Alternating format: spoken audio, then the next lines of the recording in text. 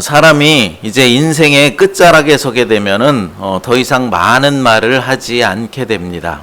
그 대신 가장 중요한 말만을 남깁니다. 저희 아버지는 돌아가시기 직전에 이렇게 말씀하셨습니다. 나 하늘나라 간다. 설명도 긴 유언도 없었습니다. 그러나 그 한마디는 남겨진 우리 자녀들 모두에게 평생 지워지지 않는 그런 말이 되었습니다. 그 말 속에는 두려움이 아니라 확신이 있었고 이별의 슬픔보다 믿음의 방향이 담겨져 있었습니다. 오늘 본문에 등장하는 여호수아도 마찬가지입니다. 그는 이스라엘을 이끌고 수많은 전쟁을 치른 지도자였지만 인생의 마지막 순간에 전략을 이야기하지 않았습니다. 자신의 업적을 자랑하거나 자신의 공로를 정리하지도 않았습니다. 그가 인생의 마지막 순간에 붙잡은 것은 전략도 업적도 아니라 바로 여호와 하나님, 아버지 하나님만을 붙잡았습니다. 여호수아는 알고 있었습니다. 땅을 차지하는 것보다도 더 어려운 일이 그 땅에서 하나님과 함께 살아가는 일이라는 사실을 말입니다. 그래서 그는 마지막으로 과거를 돌아보게 하고 현재를 점검하게 하며 미래를 선택하게 하는 말씀을 전합니다. 오늘 이 말씀은 한 위대한 지도자의 고별사가 아니라 하나님과 끝까지 동행하기를 바라는 한 신앙인의 마지막 호소입니다. 여호수아의 모든 인생에 신실하셨던 하나님이 오늘날 우리들의 모든 삶 속에서도 신실하게 우리를 이끌어가고 계십니다. 여러분, 하나님께서 이렇게 신실하신 분이라면 우리의 삶은 어떠해야 하는 것일까요? 오늘 본문에 이 여호수아의 고별 설교를 들으시면서 이스라엘 백성 속에 역사하셨던 신실하신 하나님의 역사를 오늘 우리의 삶 속에서는 어떻게 적용할 수 있는지 살펴보는 그런 시간이 되었으면 좋겠습니다. 첫째로 과거를 어떻게 기억할 것인가가 중요합니다. 여호수아는 이스라엘의 역사는 성공의 역사가 아니라 언약의 성취였다라고 말합니다. 여호수아의 설교는 이렇게 시작하고 있습니다. 본문 1절을 같이 읽어보겠습니다. 여호와께서 주위의 모든 원수로부터 이스라엘을 쉬게 하신 지 오랜 후에 여호수아가 나이 많아 늙은지라. 아멘. 여호수아가 나이 많아 늙은지라 라고 말하고 있습니다. 이 말은 단순한 나이의 설명이 아닙니다. 이제 이 설교는 권력을 가진 자의 명령이 아니라 하나님의 일을 증언하는 증인의 말이라는 선언입니다. 그래서 여호수아는 자신에 대해서 말하지 않습니다. 전쟁 이야기도 전략도 공로에 대해서 말하지 않습니다. 그 대신에 반복해서 말하고 있는 것이 있습니다. 무엇입니까? 너희 하나님 여호와께서 너희를 위하여 싸우셨느니라 라고 말씀하시는 것이죠. 본문 3절을 읽어보겠습니다. 너희 하나님 여호와께서 너희를 위하여 이 모든 나라에 행하신 일을 너희가 다 보았거니와 너희 하나님 여호와 그는 너희를 위하여 싸우신지라. 아멘. 10절 말씀도 같이 읽어보겠습니다. 너희 중 한 사람이 1000명을 쫓으리니 이는 너희의 하나님 여호와 그가 너에게 말씀하신 것 같이 너희를 위하여 싸우심이라. 아멘. 너희 하나님께서 너희를 위하여서 싸우셨다라고 말씀하고 있는 것입니다. 그렇습니다. 이스라엘의 이 가나안 정착은 군사적 성공이 아닙니다. 출애굽 때 약속하신 언약이 역사 속에서 성취된 사건입니다. 너희를 위하여 싸웠다라는 이 표현은 출애굽기 14장과 신명기 1장에서 반복되던 언약 백성 정체성의 핵심 문장입니다. 그러므로 이스라엘 백성의 가나안 정착은 민족의 이동이나 군사적 성공이 아니라 출애굽 언약이 땅의 역사 속에서 완성된 사건입니다. 그래서 여호수아는 이 땅을 소유라고 말하지 않고 기업이다라고 말하고 있습니다. 본문 4절을 읽어보겠습니다. 보라, 내가 요단에서부터 해지는 쪽 대해까지의 남아있는 나라들과 이미 멸한 모든 나라를 내가 너희를 위하여 제비 뽑아 너희의 지파에게 기업이 되게 하였느니라. 아멘. 여기서 기업이라는 것은 내가 쟁취한 것이 아니라 하나님께로부터 위탁받은 것이다 라는 뜻이죠. 사랑하는 여러분, 여호수아가 남긴 첫 번째 신앙의 유산은 바로 이것입니다. 너희의 인생은 너희들이 이긴 이야기가 아니라 바로 하나님이 신실하셨던 이야기이다. 여러분, 우리는 인생을 너무 쉽게 이렇게들 말합니다. 내가 열심히 했지, 운이 좋았어, 내가 잘 버텨왔어. 그러나 여호수아는 우리에게 묻습니다. 정말 그것뿐이었느냐? 지난 한 주 여러분의 인생을 다시 한번 해석해 보십시오. 내가 포기하지 않도록 하나님께서 싸워주신 적이 없었습니까? 내가 무너지지 않도록 보이지 않게 붙드신 손은 없었습니까? 여러분, 신앙이라는 것은 기억에서부터 시작되는 것입니다. 출애굽기 20장 2절 말씀을 같이 읽어보겠습니다. 나는 너를 애굽 땅 종되었던 집에서 인도해낸 내 하나님 여호와니라. 아멘. 십계명 명령 전에 하신 말씀입니다. 무슨 말입니까? 기억하라 라는 말씀이죠. 무엇을 기억하라는 것입니까? 내가 애굽 땅에 종되었던 너희를 인도하고 구원해낸 너희 하나님 여호와라 라는 사실을 잊지 말고 기억하라 라는 것이죠. 그렇습니다. 하나님은 명령부터 우리에게 주시지 않습니다. 먼저 기억부터 불러일으키신다 라는 것이죠.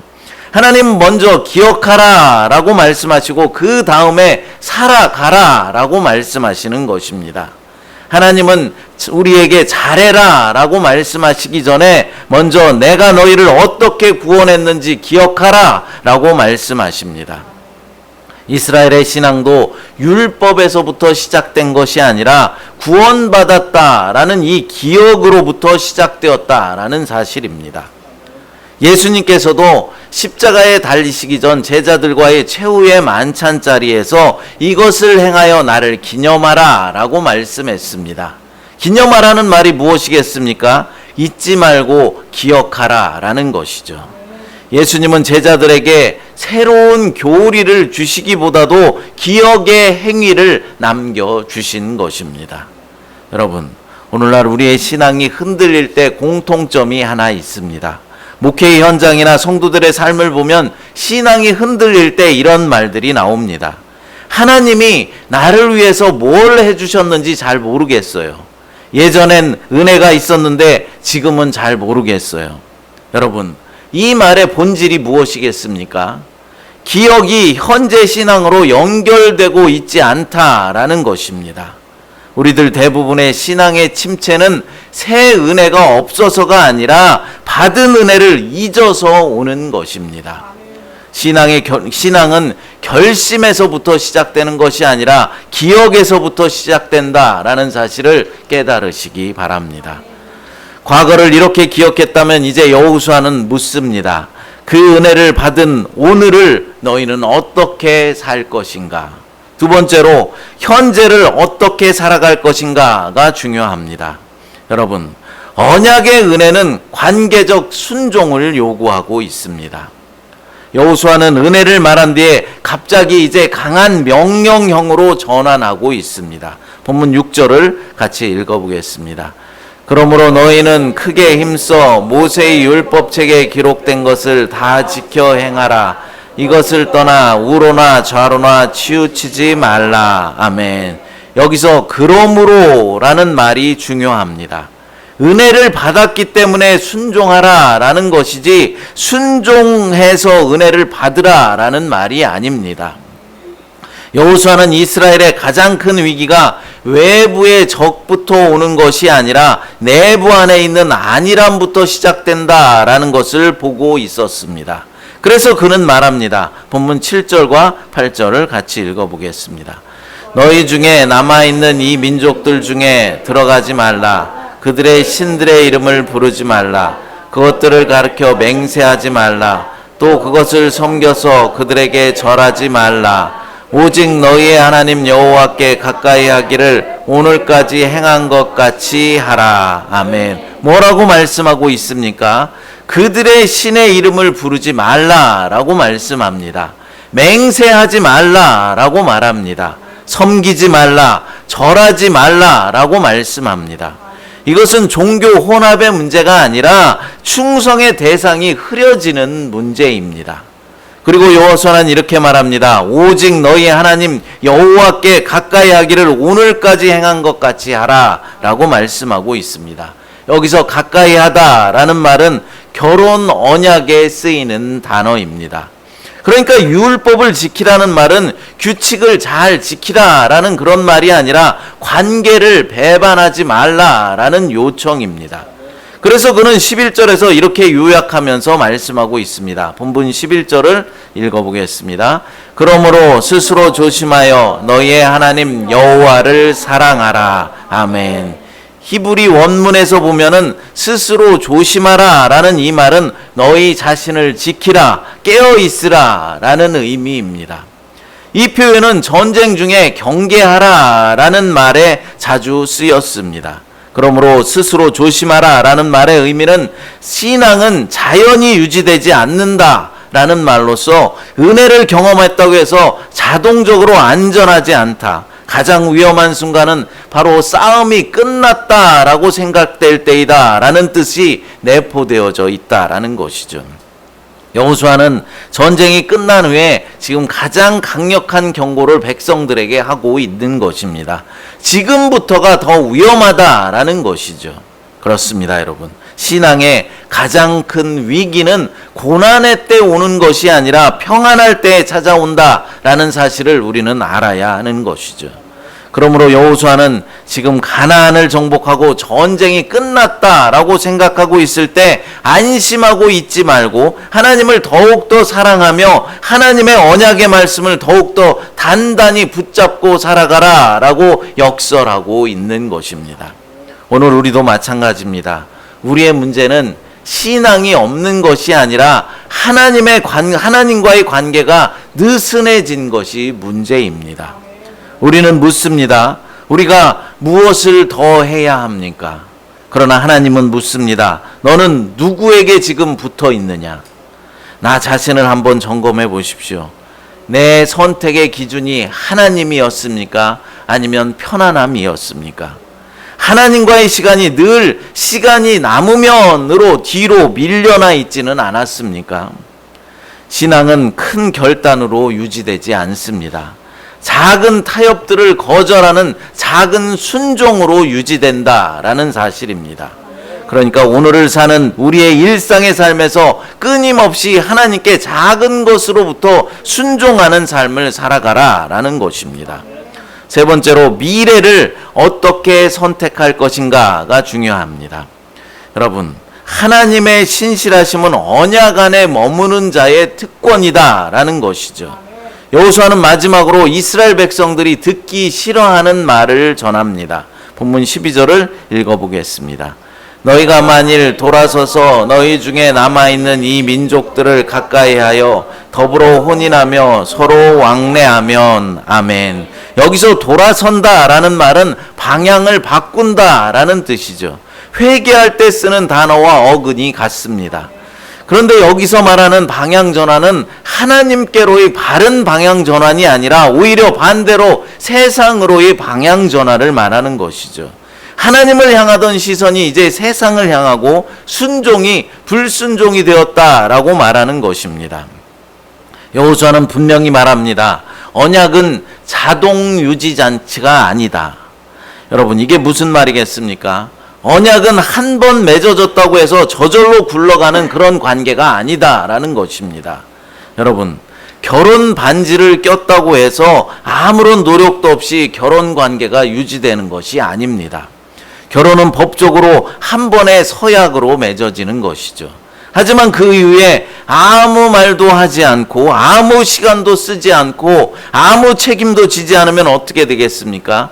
결혼은 이제 형식만 남고 관계는 무너지게 되는 것입니다.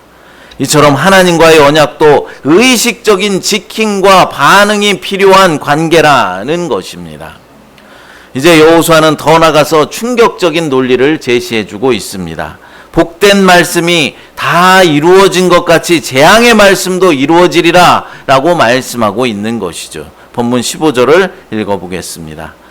너희의 하나님 여호와께서 너희에게 말씀하신 모든 선한 말씀이 너희에게 임한 것 같이 여호와께서 모든 불길한 말씀도 너희에게 임하게 하사 너희의 하나님 여호와께서 너희에게 주신 이 아름다운 땅에서 너희를 멸절하기까지 하실 것이라. 아멘. 모든 선한 말씀들이 너에게 임하였던 것 같이 여호와께서는 모든 불길한 말씀도 너에게 임하게 하사라고 말씀하는 것입니다. 이것이 여호수아 23장의 절정입니다. 하나님은 좋은 약속만 지키시는 분이 아니라 하나님은 모든 약속을 지키시는 분이라는 것이죠. 문제는 이것 하나입니다. 우리가 그 언약 안에 머무르는가라는 것이죠.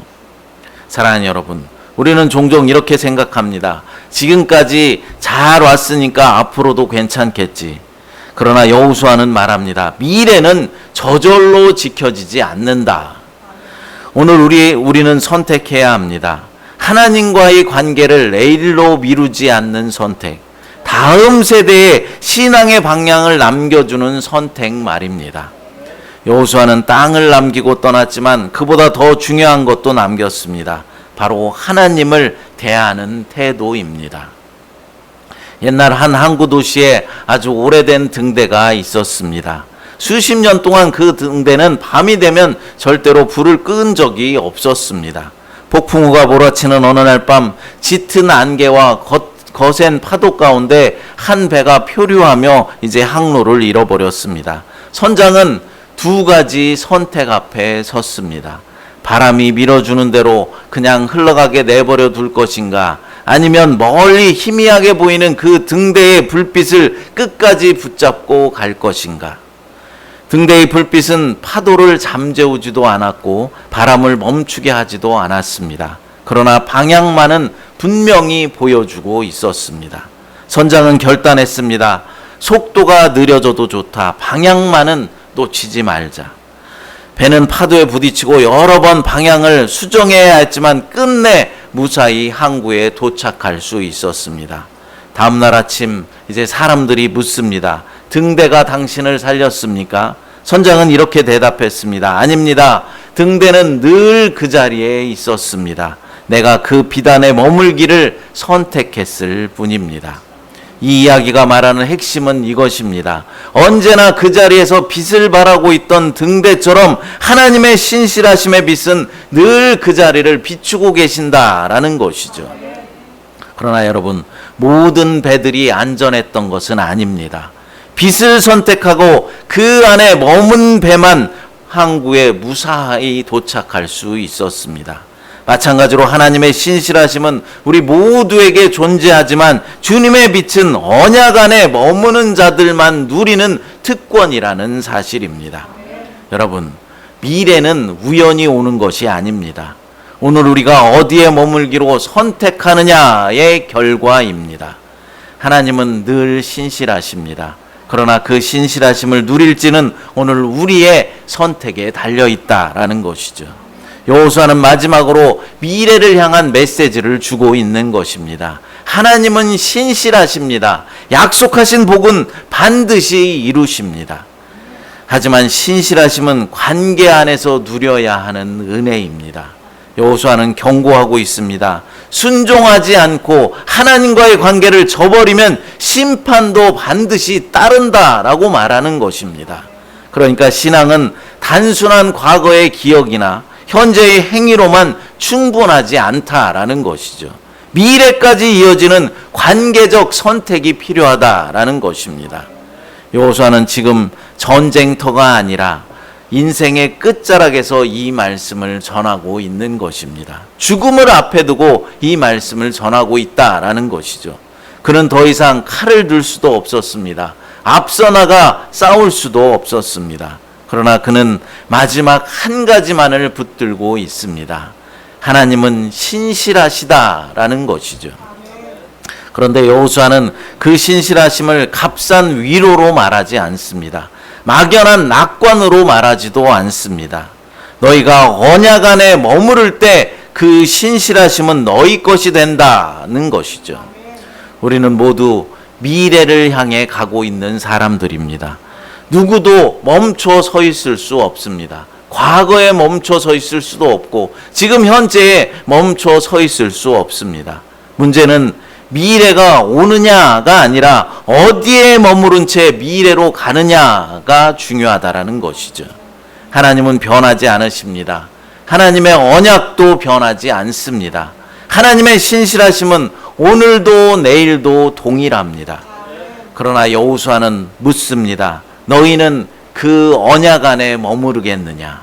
사랑하는 여러분, 신앙은 한 번의 선택으로 끝나는 것이 아닙니다. 신앙은 매일의 머무름입니다. 말씀 안에 머무를 것인가, 하나님의 사랑 안에 머무를 것인가, 세상과 타협하지 않고 언약의 자리로 돌아올 것인가. 이 선택이 바로 우리의 내일을 만드는 것이죠.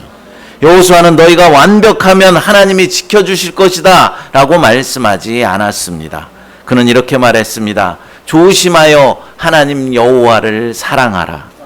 즉 넘어질 수 있다라는 사실은 인정하되 그럼에도 불구하고 언약 안에 머물러 있으라라는 것입니다. 하나님의 신실하심은 멀리 있는 약속이 아닙니다. 오늘 지금 언약 안에 머무르기로 선택한 사람들의 현실입니다. 오늘도 하나님은 신실하십니다. 그리고 그 신실하심은 언약 안에 머무는 자들의 특권입니다.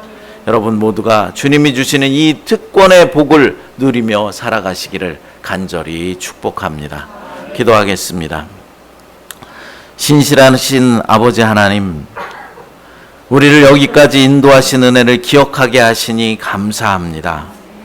전쟁이 끝난 뒤에도 언약을 붙들라 말씀하신 여호수아의 음성을 오늘 우리에게 들려주셔서 감사합니다. 주님, 우리가 신앙을 당연하게 여기지 않게 하시고 매일 언약 안에 머무르기를 선택하는 믿음을 주시옵소서. 우리의 미래를 걱정하기보다 오늘 주님을 사랑하며 순종하게 하시고 주의 신실하심을 삶으로 누리기에 부족함이 없도록 하나님 역사하여 주시옵소서. 아멘. 거룩하신 예수님의 이름으로 기도드리옵나이다. 아멘.